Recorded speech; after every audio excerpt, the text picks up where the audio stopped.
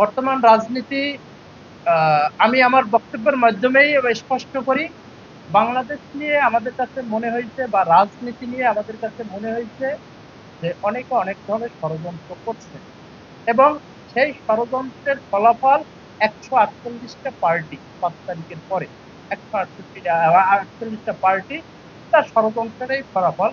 এবং সেই পার্টিগুলো না আছে দর্শন, না আছে আদর্শ। আপনারা অফিস তো দূরের কথা, যে কোনো একটা রাজনৈতিক দলের দলের সুনির্দিষ্ট একটি নীতি আদর্শ থাকে। আপনারা যদি তাদেরকে জিজ্ঞেস করেন, তাদের কোনো নীতি আদর্শ বা দর্শন নেই।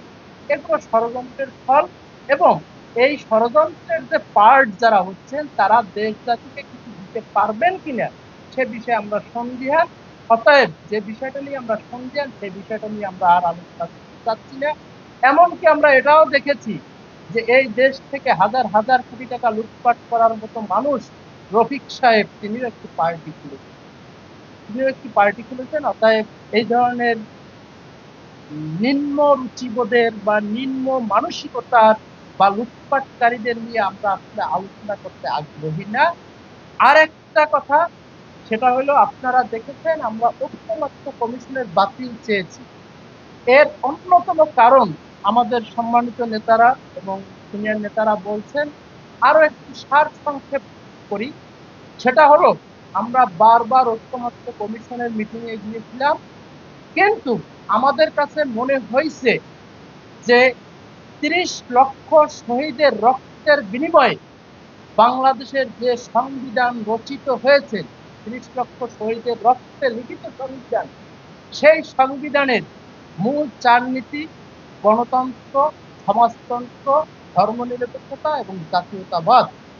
আমাদের কাছে মনে হয়েছে সেই 30 লক্ষ শহীদের রক্তকে অবমাননা করে, মুক্তিযুদ্ধকে অস্বীকার করে তারা সেখান থেকে মুক্তিযুদ্ধের চেতনা বাদ দিতে চাচ্ছেন, সংবিধানের মূল 4 নীতি বাদ দিতে চাচ্ছেন।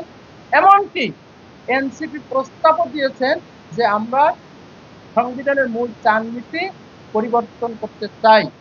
কিন্তু আজকে আমাদের কাছে প্রশ্ন যে 30 লক্ষ শহীদের রক্তের বিনিময়ে লিখিত সংবিধান, তা থেকে তারা 30 লক্ষ শহীদের রক্তকে কিভাবে অপমান করার দুঃসাহস এই বাংলাদেশে দেখান সেই এনসিপিরা, এটাও আমাদের কাছে প্রশ্ন হয়।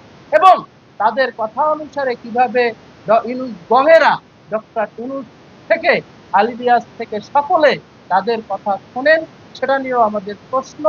আরো একটা প্রশ্ন যে ডক্টর ইউনূস তার আশেপাশে যারা আছেন, তারা অনেকে বলেন যে তার আশেপাশে বা তার যারা দিক নির্দেশনা দিচ্ছেন, তারা কেউ কেউ জঙ্গির সাথে জড়িত। অতএব আমরা যারা মুক্তিযুদ্ধের চেতনা ধারণ করি, এই ধরনের জঙ্গিদের আস্ফলন আমরা সহ্য করব না। এবং ডক্টর ইউনূস যদি সেই জঙ্গিদের কথা শুনে মুক্তিযুদ্ধের চেতনার উপর আঘাত করেন, আলী রিয়াজের মতো লোকেরা যদি মুক্তিযুদ্ধের চেতনার উপর আঘাত করে নতুন সংবিধান লিখতে চান, তাহলে আমরা আমাদের জীবনের সবচেয়ে মূল্যবান যে সম্পদ জীবনটুকু, সেটুকু দিয়েও লড়াই করব এবং আমরা মুক্তিযুদ্ধের চেতনার উপর দাঁড়িয়ে থাকব। এই কারণে আমরা যেটা আশ করতে পারছি যে তারা মুক্তিযুদ্ধের চেতনা থেকে সরে যাবে।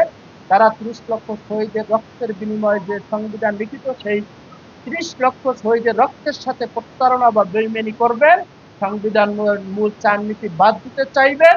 সেই কারণে আমরা এই বিদেশি যে নাগরিক, তাদেরকে বাদ দিয়ে ঐক্যমত্য কমিশন, এই কারণে আমরা বাদ দিতে চাচ্ছি।